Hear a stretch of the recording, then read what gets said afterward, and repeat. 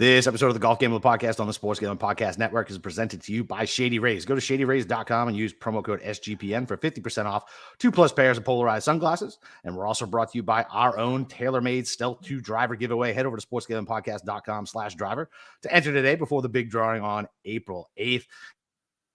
And Baseball Money is Fake, our fantasy baseball podcast. Join Blake and Ryan 3 times a week to get all their player breakdowns and statistical data you need to dominate. All right, DJs, welcome back. It's my favorite show of the year. It's Masters Week. It's a betting show. It's me, God of Golf himself, Steve Shermer, and our favorite guest, Pamela Maldonado. How are you, Pamela? I'm good, but I'm noticing on the tweet that you put the wrong Twitter handle. So some person is going to end up getting not me. Pamela Miles. Our Sorry, Pamela Miles. Our producer is fired. Yeah, absolutely. That's the 8th time I fake fired our producer for something like that. So he fucked up. He messed up BK's handle too, didn't he? Yes, he did. Oh my God. Brooks Koepka. How do you mess up Brooks Koepka? Let's go. Fired. Well, speaking of Brooks Koepka, we got all the live guys back at the Masters. I think that's probably, the most, there's a lot of things to be excited about for the Masters. I think this is actually the most excited I have for this year's Masters, just seeing all these live guys coming back and playing these PGA Tour guys. So let's why we get, your opinion, Pamela. We got a lot of guys like Cam Smith, Dustin Johnson, Brooks Koepka, a lot of success at the Masters. They haven't really played a whole lot of golf so far this winter. Do you think they have a shot here to actually compete for the win or a top 5, or are you just kind of writing them off this week? Will the live players win? No. And if they do, hey, then I will own it and be like, I was wrong. But I just don't see it happening. The live guys have been playing a different format for the last few months. There's only been 3 or 4 events total. So it's really lackadaisy. There's only 50 players in the field. And you're talking about easier, what I think are easier courses. I looked some of these up and they just don't really look like they offer a lot. So, I mean, these guys have been chilling. They're coming into this kind of with a lot of time off, playing against players who are coming into this with a lot of rhythm, coming into this having played 6, 7, 8 tournaments. Their ball striking is there, and could they contend? Sure, maybe a top 20, top 10. There is only one guy that I'm interested for backing as a live player if I were to back any of them. But as far as them winning the Masters, I would be shocked. Brooks Koepka, definitely not that guy. Yeah, I'm with you. I'd be shocked. I think there's probably some spots where you can play them for not necessarily matchups. I'm targeting those guys in matchups, but for placements anyway. Brooks Koepka, his odds right now, I would actually look for him to probably miss the cut. And that's just super kind of out there because he just came off a win last week playing on the live tour in Orlando. But that was his first time. If all we have for the live as far as strokes gained data is strokes gained total. And that was his first time that he's gained strokes total in his last few starts. But he's just somebody that's not really impressed me over the last 12, 16 months. I mean, he has 3 missed cuts, 0 top 25 finishes in his last 6 events that are similar in strength of field as to what we're going to see in the Masters. You're talking about the best of the best, the Colin Morikawas, the Victor Hovlands, some of the best players. And like I said, they're coming into this, what I would consider a bit rusty. I actually really do like Koepka to probably miss the cut. Wow. Yeah. What did you see a number on that? I did not. I haven't looked at that yet. Yeah, so I was looking for some guys to do the miscut, and I couldn't find Brooks. He was on there. I just have a single one. He's a live guy right now. I think that's probably something that the books would probably be smart enough to keep off, because wouldn't it be enticing to a lot of the bettors to fade the live guys? Yeah. So I mean, they're out there. So I'll just say I got Phil to miss the cut at plus 135. Okay. He sucked when he was on the PGA Tour. He can't do anything over on live. I love that bet. Phil to miss the cut plus 135. Doesn't even care. Yeah, there you go. I've seen a couple of props too of how many live guys will actually make the cut. I think it started out at 10.5 for the week. It's down to 9.5. So I think the perception is right. Guys are definitely fading all the live guys, but who people are not fading this week is Rory, Rahm, and Scheffler. We have a new big 3 basically in golf. All these 3 guys just feel like they're unbeatable. So Pamela, do you feel like it's just inevitable these guys are going to win, or do you think there might be some stumbling blocks for any of these 3 this week? I mean, Scheffler and Rory, they are number 1 and number 2, and there's a reason why they're on my betting card. They are the best of the best. They are the number 1 and number 2 ball strikers. They both have the exact same problem coming into the Masters. They are typically good putters. They can't putt for anything to save their lives. But if you find these players, I mean, at least Scheffler is kind of relatively staying neutral with his flat stick, but it's Rory that's kind of hemorrhaging. He just cannot put it together. But if either one of these players ends up gaining 2 strokes with a putter, they're winning this tournament. So you have the best ball striker. They are both stellar around the green, which is going to come into play because of how much longer this course is. Weather is going to be a concern. So that you're going to be missing the greens a lot. You're not going to be hitting pin high, and you need to be able to navigate the greens, get up and down. They're a bit undulated, and you're going to have different weather conditions each 4 of the days that we're going to be seeing. So, and who do I trust on a day 4?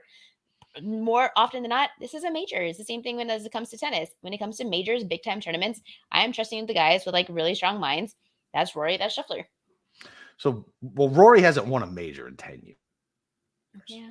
That would be the only thing that I would say. I don't trust Rory on Sundays at majors. But in his last 4 major finishes, he has a 2nd place, an 8th place, a 5th, and a 3rd. So I trust him definitely to finish inside the top 10. And we saw it last year. We were talking about it pre the podcast. He kind of backdoored his way into a top 10 because maybe he doesn't get the win, but he's going to sure as heck give it everything he's got. And then I don't know, there's something mentally in his brain clicks. Body, mind, soul connects. There you go, top 10. So, I mean, my favorite bet for Rory would probably be a top 10 finish. It's not the best odds. You can get anywhere between even money or minus up to 120.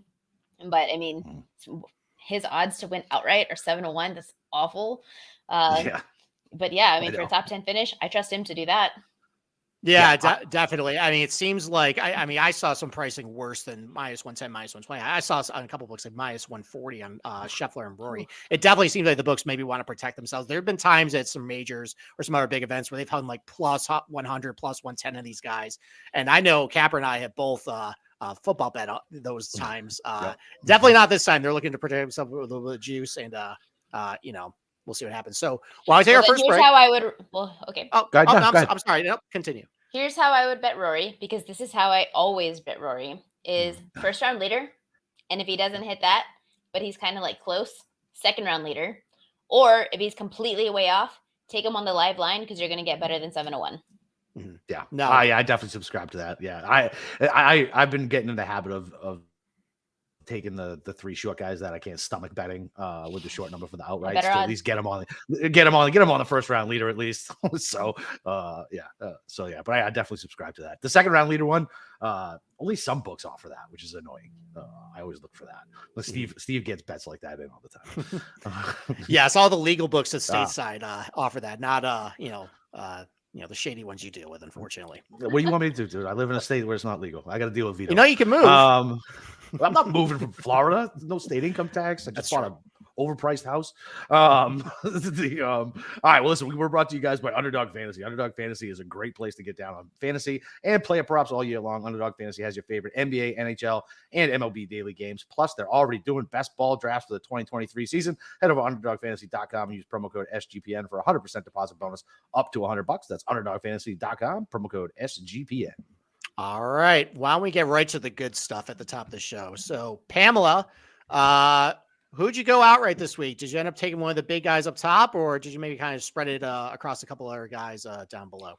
The way that I disperse my content, I usually pick about 5 to 6 guys every single week. I do one video format where I have confidence in these guys. These are the best of the 3. And then the ones that I have for written are, I also like them. I feel better about them for a top 20 or a top 10. But I also think that they have the ability to win outright. So the 3 guys that I'm absolutely loving this week are Rory McIlroy. I have to go with him. And it has nothing to do with he's chasing the career Grand Slam, that he hasn't won a major, all of that. None of that is relevant to me. We're talking about weather conditions. If you look at AccuWeather, any weather site right now, it is going to be downpour on Thursday. There's going to be storms. There's going to be wind. I need somebody who's going to be a long ball hitter off the tee, and that is Rory McIlroy. He was absolutely blasting it during match play. That is going to largely come into play and be a benefit against the rest of the field. He finished runner-up here last year. What's also good about that is that he had a final round 64. That was tied for the lowest round score in Masters history. He is playing some really good. What's great about Rory, his ball striking is always there. And as mentioned, it's his putting. He just needs to find his putter. And because the weather conditions, at least on the first 2 days, are going to be wet and soggy, your iron play is going to be so beneficial because that's going to allow you to hit directly at the pins, soft. You're not going to be rolling off the greens. Hit it at the pin, you're gonna be able to knock in some birdies. And if anybody, I'm so excited for Rory. I don't know. This is like the most excited I've been for McIlroy. I really think that he's going to win, and I know that everybody is like super high on Scheffler. You kind of by default have to have him on your card, but I love Rory over Scheffler this week. Not saying that that's a head-to-head matchup, but if there's between the two, if I had to pick one, I'm gonna go with Rory. It does feel then, like that's the. Oh, I'm sorry, I didn't mean to go cut ahead. you off there. It does feel like that Rory winning would be the fairy tale ending, especially with all the live guys coming in. It would be nice, I think, for the PGA Tour if you maybe had a couple of live guys trying to battle it out with him, and then he prevails. I mean, look, like you've been saying, the putter's been pretty bad lately. He did end up making that switch at match play. And actually, Data Golf estimated some strokes gained. Something he actually did very well putting that week. So maybe he actually found something with that putter. And obviously, putting is just so variable. I mean, you're right, though. That ball striking is so good, and you're going to need to be really long at this place. Rory has a good track record of doing very well on long, soft golf courses that feature some rain. We got TPC Potomac last year. He finished fourth. His PGA Championship at Valhalla, he won that. That rained a lot that week, too. I think that's a really good call. I mean, 7-1's a little rich for my blood, but listen, if you want to go up there, spend that money, I can't hate on that bet. Yeah, as much as yours. That point, that was his first time putting. That was his first time, if the estimates were correct, that he gained about 2 strokes putting at match play. That the last time that he gained as many, if not more, was when he won the Hero Dubai Desert Classic. So it comes with a win. And if you look at other bent grass surfaces, he won the RBC Canadian Open. He won the CJ Cup at the Summit back in 2021. This is a surface for him. This is his best putting surface. And I feel like he's coming into this. I don't know. You don't have the DJs. You don't have the Cam Smiths. They're playing there, but are they really relevant? So to me, it's kind of like still you have such an edge up against a lot of everyone in the field. I love Rory. Yeah. So excited as you are about Rory, like he's like my nightmare. Like I've literally been losing sleep over whether I'm actually gonna have to bet him or not. Because like I told you off the air, I was dead set on playing Rahm. And then the forces of nature are going to make me back off of that bet. And so I don't think Scotty can repeat. I think he lost a little bit with his putter on match play after he gained it back the week before. I mean, I think that last putt he made at TPC, he went from a negative to like neutral or just over neutral. And then watching him miss some of those bunny putts at match play, I was like, ooh, a little crack in the armor. Like, come on, like maybe he's going to lose his putter again, because that's the only reason he stopped winning last year is he lost his putter. And so Rory at match play with that driver, I mean, I texted Steve and Andy. I was like, dude, this thing's gonna be a problem. Like, this driver is an absolute fucking weapon. I don't know if I can get there. Listen, I'm a coward. I haven't even bet yet because I'm just mentally torturing myself on whether I'm going to bet Rory or not. I don't know. I'm just so scared that he's going to win because I don't want him to win. But I have this terrible feeling that it's going to be the fairy tale ending and he's going to win. A Monday finish probably, but he'll still win. The conditions suit him, his style. Absolutely. His strengths, which is just absolute vomit. And the best iron player. He's so good. Yeah. It's ready. If it wasn't raining, I would probably be more inclined to pick Scotty. But because of the conditions on Thursday, Friday, it makes me love Rory even more. Gotcha. Yeah, I think I agree with that. All right. So you got Rory outright on your card. Do you have anybody else you're betting outright this week? So I'm just going to list off all of my guys and briefly touch up on them because I'm betting all 6 guys to win outright. Why not? So Jason Day, he had the opportunity last week at match play to defeat Scotty. And that was, I was hoping that he did. And then he just lost it. 3 strokes up against him and then gave it away. But I've been excited about Jason Day for pretty much all of 2023. He is right there behind Rahm and Scheffler as far as ball striking. And if you combine that with, he is the best short game player in the field. I'm talking about these players who, if you're going to miss the green, who am I going to trust to get up and down? That is Jason Day. That is his ability. That is his strength. He's one of the best putters. He's really great around the green. He has 4 top 10 finishes this year. He does have back-to-back missed cuts here at the Masters. However, this is also some of the best golf that we have seen from Jason Day. So I have been high on him for weeks. Every news thing, every radio spot that I do and guest podcasts and everything since February, I've been saying, I'm going to bet Jason Day. I took him back then, in late February. I'm excited for Jason Day. And then Jordan Spieth. How do we not include Jordan Spieth into this? I don't love his top 20 odds. And so I don't like his top 10 odds either. Plus 170 for a top 10 is kind of like, that's not enough value, but it's minus 150 for a top 20. But the thing about Spieth is that his stats are kind of all over the place. Not really consistent and not really strong. Yet he still has some of these like really strong finishes. So T3 at the Valspar, T4 at the Arnold Palmer, T6 at the Phoenix Open. We know that bent grass is his best putting surface. And of course, he has done really well at the Masters before. So he's just always kind of like every week could be Spieth week if he just like, Yeah. and that how you have FOMO of like betting Rory. Yeah. I kind of have FOMO with like betting Spieth. If I don't, he's going to end up winning. So I'm like, I have to add him to the card. Yep. And then one player that I'm like really excited for, also I shouldn't say excited for because nobody likes to watch him play is Patrick Cantlay. He is like the worst player to watch if you're a spectator. His top 20 odds are fair to win 16-1, but he's fourth in the field for ball striking. All of these guys that I'm mentioning all can hit long off the tee. So all of them are going to be good options for a Thursday round, for a Friday round. But he is, Patrick Cantlay is a little bit more volatile when it comes to his short game. And I wanted a backup player, of course, that is great with their short game. However, he seems to have like really like turned things around as of late. And I'm talking about super recent sample size. When he does find his way around the green, he took solo third at the Genesis. He finished ninth in match play. Bent grass is his best surface. He has gained strokes on all three of the last three bent grass tournaments that he has played. And those events where he finished T3, he won, and then he took a T2. So the ability is there. And I feel like nobody's really talking about him because he's not like this exciting player. He's not boisterous. He's really like, you wouldn't even know he was in a room if you didn't, if you weren't like specifically looking for him. And then of course I already mentioned Rory, and then Scotty, and then Tony Finau. Okay. I was really hesitant to put Finau in my card just because like he don't win. We see how he does on day 4. I'm talking about players who have like day 4 capability, and I'm not sure that that's him, even though he did get the monkey off his bat and he ended up getting a win. But it's just like, do I trust him in a field this strong? And he is playing well as of late. As far as with his iron play, he's a good ball striker, but his around the green is kind of like a little bit wonky. But he can also putt really well, and so I think it's just, and he's a long ball hitter, so it's just kind of like you kind of have to plug him in. He's done really well on this type of surface in these type of conditions, and I think just because he is one of the better iron players, top 5, top 10. Like I have to kind of like trust that he has the ability to at least put himself into contention on day 4. So I would probably back him rather for a top 10 than an outright. But his odds 20-1 is telling you that he's one of the players less likely to end up coming out with the win. Yeah. Okay.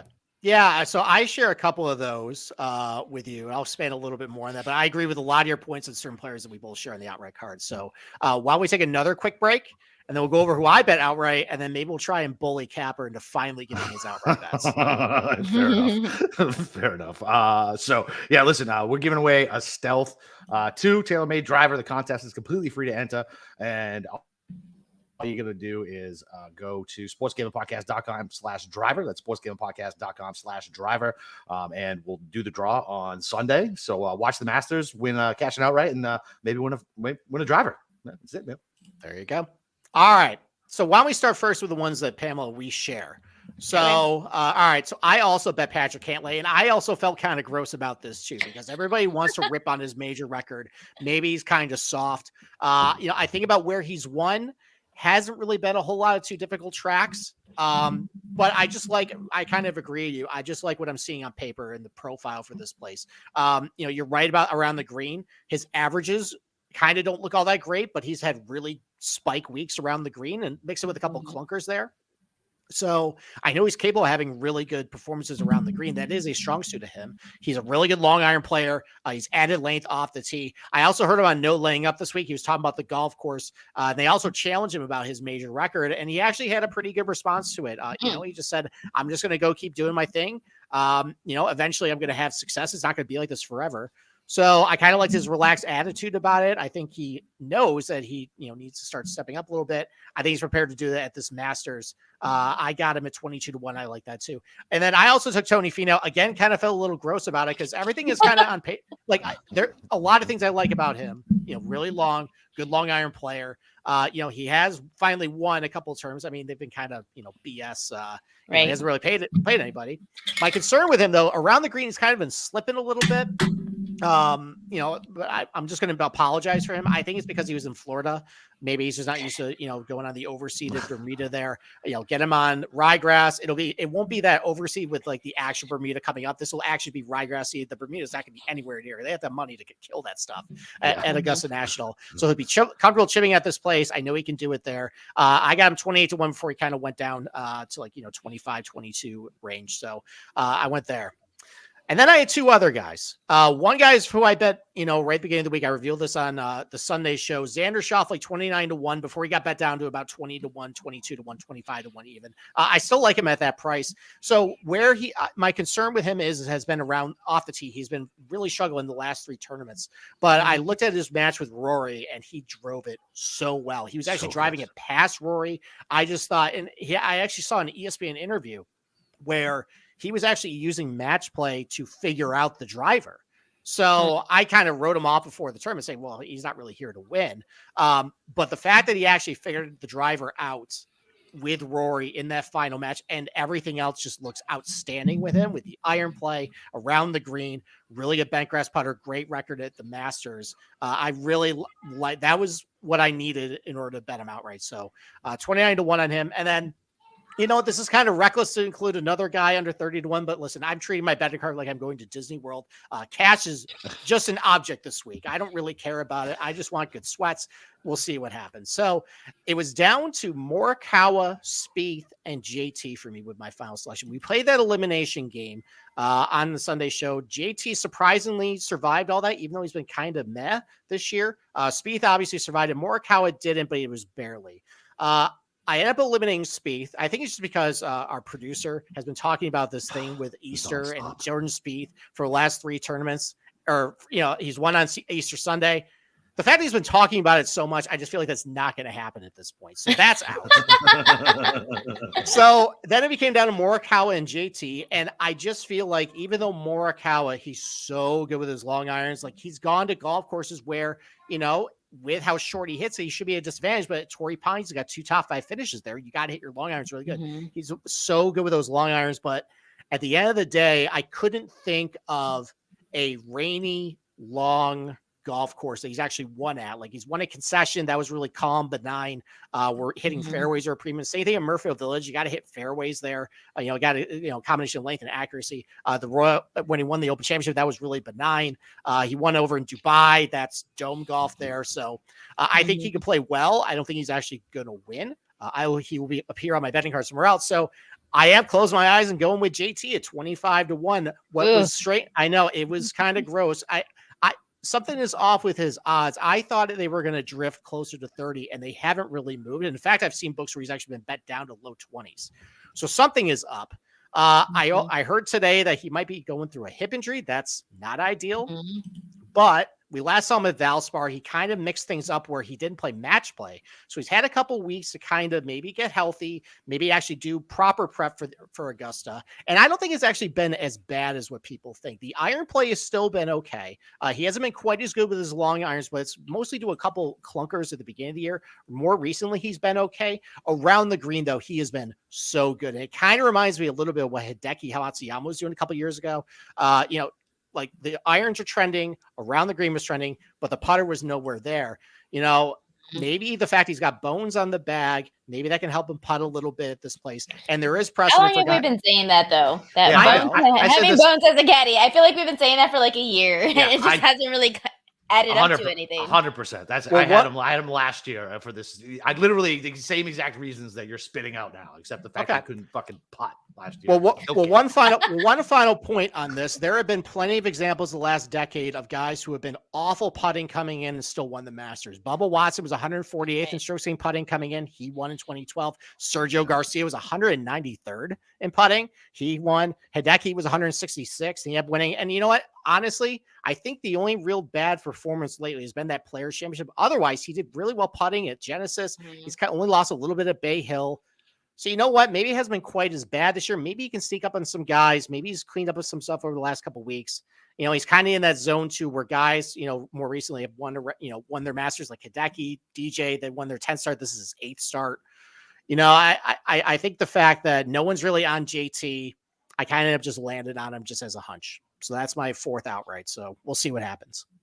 Well, to your point, I do want to add some points to your thing. You had Patrick Cantlay, and you were talking about how he doesn't really do good in these big field events. 100% agree. That was also a concern of mine. But if you actually look at his record, he's maybe turning the leaf on that, because in his top 2 majors, he has top 15 finishes, where previously he was like not even like relevant in the top 25. So he is improving, and I do love what he said about his mentality, that it was very chill and laid back. And you know what? I'm just gonna keep doing what I'm doing. It's coming around, and just when you least expect it, boom, that's when it ends up happening. And then for Tony Finau, you're talking about how his around the green game is a little bit wonky. That was also shared by sentiment. But if you look at surfaces that are similar to what we're going to see here at Augusta, he has actually around the green gained strokes in like 7 of his last 8 events on bent grass, where it becomes so the ability is there. And I do like your point that I didn't think of, that these tournaments where he is losing strokes around the green, yeah, it's in Florida. Who does well in Florida? Exactly. Yeah, and I think the Cantlay, like in majors, I think that actually is overblown. I was more talking about the sentiment with everybody else. I mean, he has had good finishes, like in the top 10 at St. Andrews. He contended here at the Masters a couple of years ago, a bunch of top 15 finishes. You know, that's just the general perception on him, is just that like, oh, in a major, just write him off. You know, we'll see. As far as like his actual wins, besides Murfield Village, I'm not really seeing like one where it's like, all right, like, you know, one of these major caliber type like scoring events. But I think the fact is this major record definitely is better than what people think. So we definitely are on the same page there. So Capper, did we get you to, you know, sway in any one direction with your the outrights this week? Definitely not that bum Cantlay. No chance. No chance on Cantlay. No fucking chance. I know. So I don't know. So I was already. So here's who I had penciled down. Right. So the problem is I can't bet Rory if I want to bet Spieth and Xander. I mean, I guess I could, but then I'm just eliminating. I'm gonna have to do the math on it. But I want to bet Spieth and Xander. Spieth for not the stupid fucking Easter reason, because he's striking the ball really well. He just can't putt, and he likes to putt at Augusta, and he fits so many trends. He should have at least 2, if not 3 green jackets. Like, I don't know. He's another one that I worry about when he goes back to, was it 12, and he sees his soul there, that it might mess him up. And then Xander, for all the reasons you said, man. Like, I love Xander. Xander should have. I mean, really, like, real close to winning the year Decky won, man. Like, he looked real good at the match play, like you said. Like, I was very impressed with how he played at the match play. And then if it's gonna be bad weather, why aren't we talking about my boy, the fat man, Shane Lowry? I mean, he won the Open in bad. Listen, I know I was just talking about guys who couldn't putt, and he can't putt worth a lick right now. But if it's bad weather, he's a good long iron player. I mean, at bad weather, I think Lowry. Yeah, he is. Well, also think about bad weather. We're only going to have bad weather in the first 2 days. So is he going to be, maybe he makes better for like a head-to-head matchup for individual rounds, but then who's going to close out on Saturday and Sunday when there is no rain and now it's cold? Did the forecast change? Because Saturday was supposed to be an absolute shit show. Thursday, what I saw was Thursday and Friday was the rain and the storms, and Saturday it just cools off with no rain on Sunday, Saturday or Sunday. So yeah, because everywhere that I was looking out, we can look after was like it's gonna be like 50 and raining on Saturday, and Thursday was supposed to be a decent day. Yeah, so we'll see about that. All right, so it doesn't matter. Your point about Shane Lowry. So over the long term, yes, he's been a good long iron player. Yeah. He's actually one of the worst long iron players in this field this year. I got him close to dead last. Actually, with his long irons. No way. Yeah, this year. How many rounds? Probably like 25, 30. Just short-term stuff. This is stuff he's struggling with right now. Now. Yeah. Rain Thursday, Friday, Saturday. No rain Sunday. I know this thing is going to be a mess. This isn't our Players Championship. So, and then around the green, he hasn't been quite as strong. So we'll see what happens with Shane. I don't know. Shane Lowry's not really on my radar this week. Yeah, and whatever. And I just need, like, if I want to bet some longer shot guys, like that's as far as I'm willing to go. Yeah. I was thinking Shane Lowry in the bag and pull out the McElroy driver. So I don't know, man. And then I like Rose too. I don't know if I can get there on an outright with him because his price actually moved from when I was looking last night. He's down to like 55 at some places and 50. Yeah, I don't like that. Yeah, It's I don't like that. 55. I liked it at 70. But yeah, I mean, I'll put out the fucking card tonight. I'm probably gonna end up betting fucking Rory McIlroy, and I'm not gonna be happy about it. And then when Listen, he loses, if he loses when I bet on him, the hell fury text that you're gonna receive, Steve, are gonna be No, I think it's actually not against you. I know. Well, I think it's a win-win situation for you because if he loses in horrific fashion, you're just going to dance on his grave, and if he wins, he makes you money. So you know That's what? fair. You can't lose in this That situation. sounds like a winner. Actually, That sounds like a win-win. that's actually not a bad angle. My mental health either Reframe way is your fine. brain. Yeah, Exactly. yeah, my mental health will actually benefit either way. Okay. There you go. All right. I think. All right. Why don't we transition to positional? So, Pamela, you already said that you got a top 10 on Rory. Do you have any other top 10s on any guys? So, did you see that Scotty Scheffler's top 20 odds are minus 330? Like, how much was I I've know. never seen that since I've been like betting PGA. That's just like absurd. Makes no sense to me. So I think Tony Finau, his top 20 odds are really decent at minus 120. I don't really like to bet favorites like that. I'm gonna say favorite. I don't like to pay juice on a positional like that. However, I think Tony Finau is that sounds like too easy for me. At minus 120, I'm willing to lay the price over 4 days. Why not? Maybe we'll get lucky and hit him in a first round leader. You never know. So I think his minus 120 for a top 20 makes total sense. I also think that Jason Day, you're also getting minus 110 for a top 20. I'm not the type of person that's going to be like, oh, you're getting plus money on a top 10. I'm going to bet that instead. We pay minus 110 for every other wager. Why wouldn't I do that for a top 20 finish? Minus 120, I think that's very doable, especially with the type of season that I've had so far. I've had a few outrights. I've had a few first round leaders. So I'm able to pay a little bit extra on the juice and feel comfortable with it. So Jason Day top 20 for minus 110, Tony Finau top 20 for minus 120. Both of those are really strong for me. Jordan Spieth, his top 20 is minus 150. I don't love that. So instead, I would be looking for Spieth maybe like a head-to-head. Top 10 is plus 170. That's very enticing, but there's nothing that I hate more than a player that you took top 10 and he finishes T11. He's done for the day and he's T9, and then all of a sudden somebody else creeps up, and then like, oh, well, there you go. All of a sudden he ends at a T11. So especially laying juice. It's the worst. I was sweating. What did I lay? Like minus 150 for JT, and he would like. It was just a miserable 4 days because it was a pretty hefty fucking bet. And I was like, oh, this is a lock. And then Thursday he comes out of the gate slow. I'm cussing him to death. And I'm done with the heavy juice top 20 favorite guys. My stress level was not great that weekend. There is also one other top 20 that I do like. A couple, and they're live players related. So if there's out of all the players that are coming back from the live to play in this event, Brooks Koepka, Schwartzel, whoever it is, all those guys, the only two that are really intriguing to me are Dustin Johnson, and you're getting minus 115 for a top 20 finish. He holds the 72 hold record here at Augusta. He won the Masters in 2020, and I know that it is a live. I talked about how it's just like a different format, but he is still getting better in the live. Each tournament that he's played, he's finishing in a higher position. So he started at T35, he finished in 13th, and then last week he finished in 7th. So he's gaining strokes total in every tournament that he's playing and creeping up there. So maybe he's coming into this with a little bit of like, hey, I can do this. He just seems like that I don't give a fuck attitude. Yes, so, that is DJ. And because of that, like he could be enticing for like a sneaky outright at 22-1. But before he left for the live, I mean, obviously it was Dustin Johnson. He was winning everything. He was one of the best off the tee. He was one of the best with his irons. He was one of the best around the green. That exact combination is everything that we're talking about to do well here at Augusta. So why wouldn't I be intrigued with DJ, who's potentially coming into this with some really good form? And then the other live player that I like, I don't care about Cam Smith. I don't care about Brooks Koepka, even though Koepka is coming off a win. But what I do like is Mito Pereira. His top 30 odds are plus 125. Stop right there. I love that. Yeah. His odds to win are 80-1. I'm not really enticed in taking that, but I think top 30 at plus money is like mega value. He's the one player that I really do believe has a chance to like finish in the top 10, even though he's never played here. If you remember Mito, he made my card pretty frequently before he left for live. He was he was like top 10 in ball strikers on tour. And now he has gained, we don't have strokes gain data for the Live Tour or for the Asian Tour, but he has gained strokes in every single tournament that he has played total. And I'm talking about like gaining 6+, 7+, 10+. So it seems like potentially, and I haven't really watched Live, so I'm purely going off of strokes gain total. Yeah. But he seems to still be similar form to when he left. And that was one of the best ball strikers.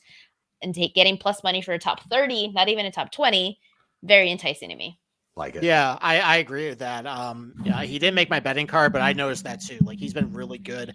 Even before the Saudi, I think he finished like top 5 at the Dunlop Phoenix over in Japan. Again, no, like you only look in the total strokes gained stuff. I watched him last week. He looks pretty good though. He's got length, the really good iron play. This is his first Masters, but I think that might be pretty good there. So, all right, Capper, do you have any positionals? Yeah, I'll run through mine real quick because I know Pam's on a tight schedule. So yeah, Corey Connors, top 20 plus 125.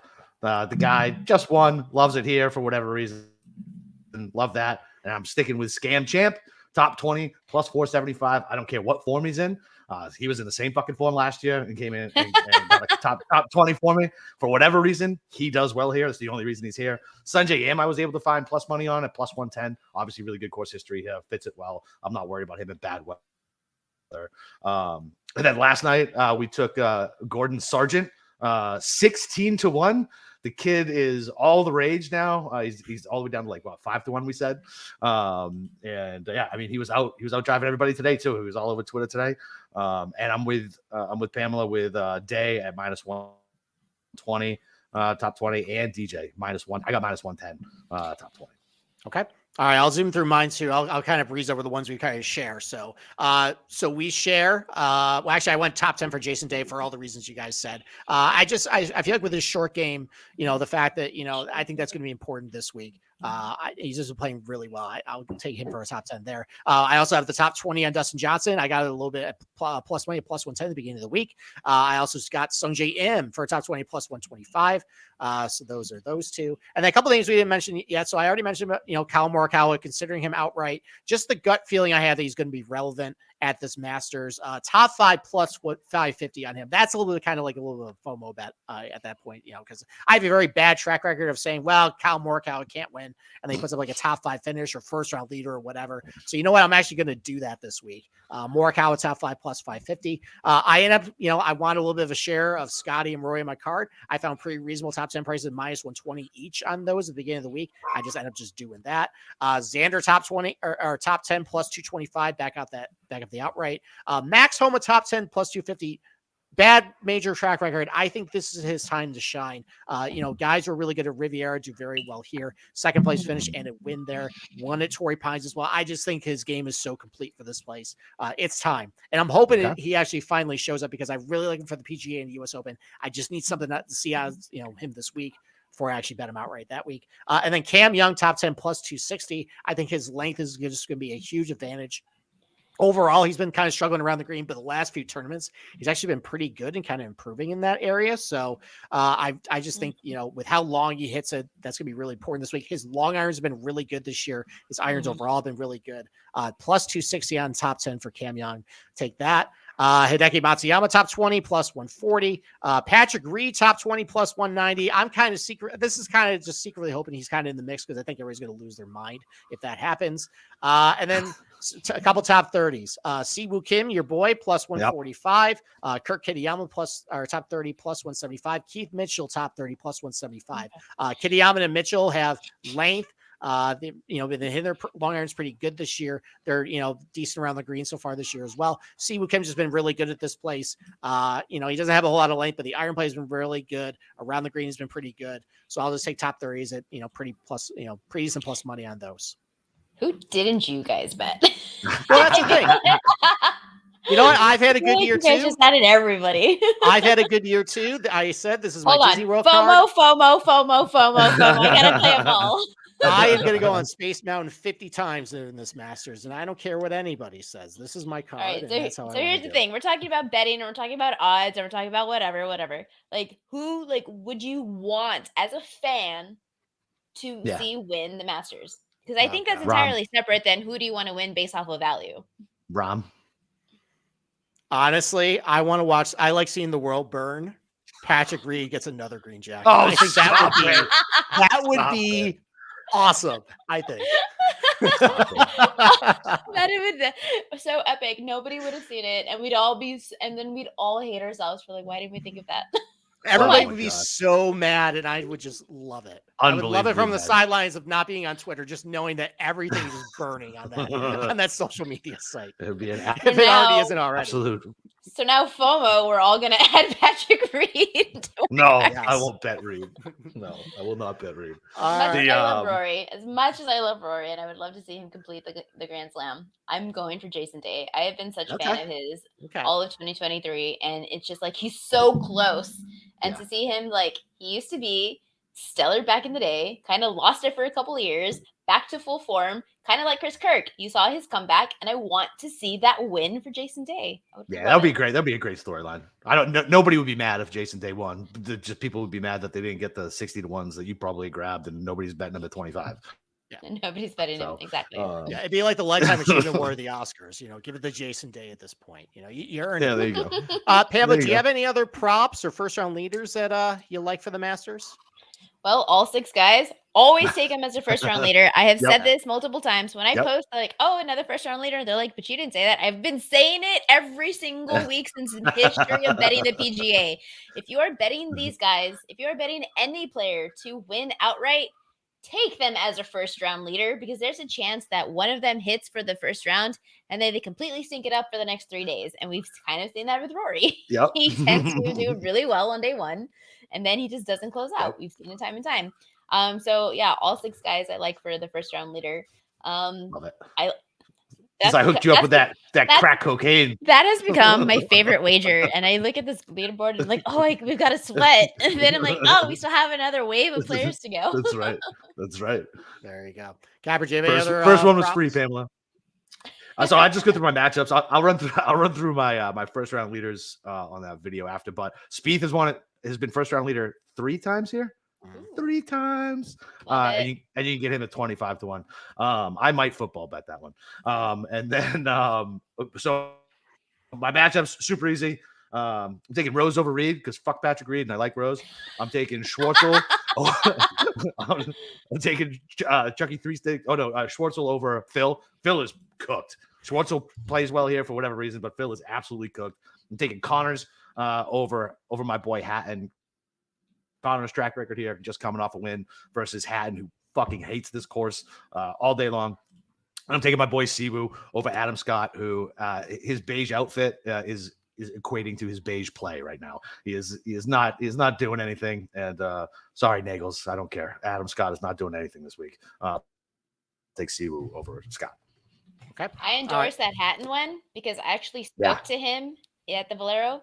And I asked him about what he expects for himself out of the Masters. Oh, his response, he's like, I'm terrible there. I don't know. Yep, exactly. So Yes, Dave Hatton, 100%. Yep, absolutely. But even better. Yep. There you go. All right, so I have 2 quick tournament props. So the hole-in-one prop, the books have kind of smartened up a little bit. Death. It is, and you know what they've been doing the last couple of years? They haven't doing the Sunday pin on Sunday anymore. They've been kind of moving around. So you know what? Just hole-in-one on 16 anytime minus 120. Let's just go with that at that point. That's better. I like that one. Yeah. So let's just do that, What was and then the let's odds? minus 120. Just on 16 anytime. Only 16. Okay. Only 16. Yeah, I think the last time there was a hole one, I think on 4 in 2011. Otherwise, I think it's happened like 7 of the last 8 years on 16. Yep. So let's just root for that. And when they cut away to some random schmuck on 16, maybe you got a little bit of a chance. And then the didn't Connors hit one there last year at 16, right? No, that was Sink at 16. Connors hit one, I think, at 4 or 6 a couple of years ago. Yeah. Okay. Yeah. So and then the cut line. So I've seen 147.5. That's plus 3.5. I'm looking at this Thursday forecast. And I talk a lot about the forecast on Sunday and weather conditions, how it affects Augusta. I'm seeing a lot of favorable conditions for some scoring on Thursday. Light winds out of the south. Warm temperatures, humidity. It's gotten some rain before the tournament. I understand they have sub air, but they need rain, sun, and wind to kind of dry that place out. I don't think it's going to dry out in time. So I think scores are going to be really good on Thursday, maybe even par, maybe a little over par, maybe even a little under par if they give them some easy pin positions. So in order for it to hit plus 4 or worse, you need to like biblical weather conditions on Friday. I'm just not seeing it. I think the wind is out of the wrong direction. It's not going to be too cold. It's going to be like mid 60s. It really depends on how much they play on Friday. But regardless, though, I don't think it's going to get the +4. So I like under 147.5 at the cut line. You get that plus money to a plus 135. Nice. So Like it. that's I love that bet. Go do that too. Yeah, Mush was texting me earlier if I had access to it because Cameron put it on Twitter. And I was like, no, buddy, I don't. I live in Florida. There you go. So, all right. Well, Pamela, thank you for joining us on the show. We appreciate it. Do you have what do you got to plug before you get out of here? Everything on Yahoo Sportsbook. Check me out on Twitter, Pamela M35. If you like bodybuilding and watching women lift heavy AF, my Instagram is FootballFit35. Okay. Cool. All right. Easy enough. Yep. Capper, you got Easy anything enough. else before we get out of here? No, that's it, man. It's fucking Masters week. I think we're going to try to do a cut sweat show, but that's going to be weather dependent.